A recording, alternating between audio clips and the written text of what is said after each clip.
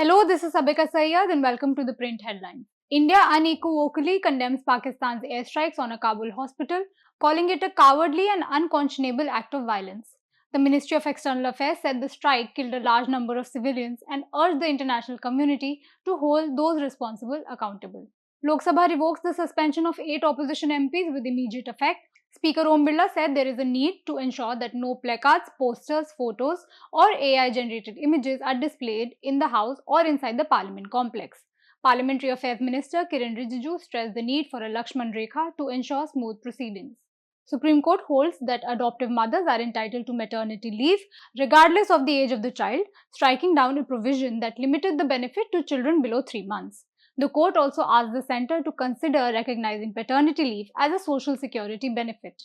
The Odisha Pradesh Congress Committee suspended and expelled 3 MLAs, Sophia Firdaus, Ramesh Jena, and Dasarathi Gamango, for cross voting in the Rajya Sabha elections. The party termed their actions a betrayal after they supported a BJP backed candidate. India's second LPG carrier Nanda Devi arrived safely at Vadnath port in Gujarat carrying 46,500 metric tons of gas after navigating the Strait of Hormuz amid the West Asia conflict. The vessel follows the earlier arrival of Shivalik at Mundra port yesterday. Israel claims it killed Iran security chief Ali Larijani in overnight strikes. However, some Iranian media outlets are reporting that Larijani will be publishing a message shortly. There has been no official confirmation from Iran. Canada, France, Germany, Italy, and the UK warned against a major Israeli ground offensive in Lebanon, saying it could have devastating humanitarian consequences and prolong the conflict. The countries said, and I quote, a significant Israeli ground offensive would have devastating humanitarian consequences and could lead to a protracted conflict. Several US allies rejected President Trump's call to send warships to escort tankers through the Strait of Hormuz. A number of US partners, including Germany, Spain, and Italy, said they have no immediate plans to send ships to help reopen the strategic waterway, which Iran has effectively shut with drones and naval mines. US President accused Western partners of ingratitude after decades of support. A federal appeals court in the United States upheld a ruling blocking a sweeping funding freeze imposed by the Trump administration, which affected up to $3 trillion in federal assistance. The court said the move was likely improper and failed to consider the impact on recipients. US President Donald Trump said he asked China to delay his planned summit with Xi Jinping by about a month due to the ongoing Iran war.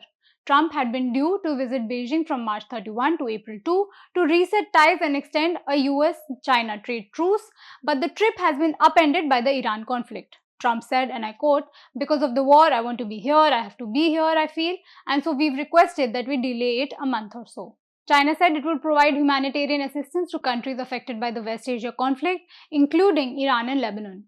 China's foreign ministry spokesperson Lian Jian said the war had caused grave humanitarian catastrophes in Iran and other West Asia nations. US Vice President JD Vance expressed support for President Trump's handling of the Iran war, saying he trusts him to avoid past mistakes despite earlier concerns about his stance. President Donald Trump escalated rhetoric against Cuba, saying he could do anything he wants with the country even as diplomatic talks continue between the two nations. He said, and I quote, I do believe I'll be having the honor of taking Cuba. That's a big honor, taking Cuba in some form. Iran is negotiating with FIFA to shift its World Cup matches from the United States to Mexico, citing security concerns amid the ongoing conflict. Air India and Air India Express will operate 44 scheduled and non-scheduled flights to and from the West Asia region today, despite disruptions caused by the ongoing conflict. Dubai Airport has imposed restrictions on foreign carriers, leading Indigo, Air India Group, and SpiceJet to suspend several services to Dubai. Oil prices climbed over 2% amid supply concerns as the Strait of Hormuz remained largely disrupted due to the ongoing Iran war. Brent crude rose to over $102 per barrel, while US crude also posted gains. Samsung Electronics shares rose up to 5% after Nvidia CEO Jensen Huang indicated a partnership on new AI chips, boosting hopes for a turnaround in its foundry business. Encyclopedia Britannica and Merriam-Webster sued OpenAI, alleging misuse of their content to train AI models like ChatGPT. OpenAI said its models are trained on publicly available data and follow fair use principles. Elon Musk's XAI is facing a lawsuit from 3 plaintiffs, including minors, alleging its Grok AI tool generated explicit images using real photos without consent. The case seeks class action status.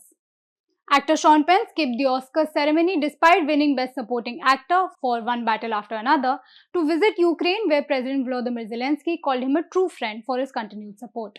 That's all we have for you today. We'll be back tomorrow with the latest.